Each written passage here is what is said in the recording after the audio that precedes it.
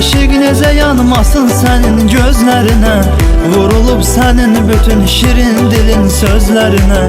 Səni sevmək elə bir hissiyarım duyğudur ki, aşiqə etmə caha yazıb səni o qəlbinə. Aşiqə etmə caha yazıb səni o qəlbinə. Aşiqinin qəlbi yara, gözəlim sən eylə dava, vurma sən aşiqə yara etməcinən qəlbə caha. Aşiqinin qəlbi yara, gözəlim sən eylə dava, vurma sən aşiqə yara etməcinən qəlbə caha.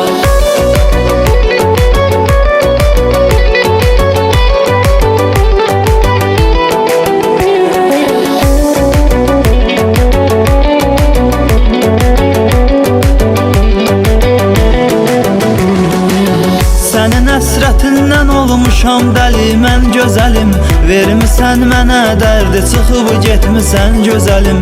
Duyğular içində yalnız qalmışam mən gözəlim, mənə etdiklərini bir gün yaşarsan gözəlim.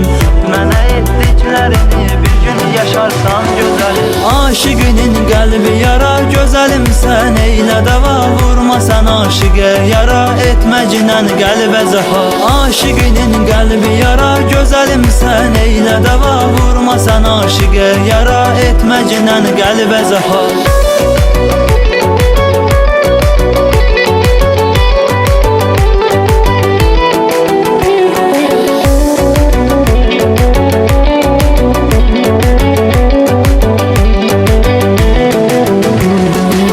Aşiqinin qəlbi yara, gözəlim sən eylə dava, vurma sən aşiqə yara etməcinən qəlbə caha. Aşiqinin qəlbi yara, gözəlim sən eylə dava, vurma sən aşiqə yara etməcinən qəlbə caha.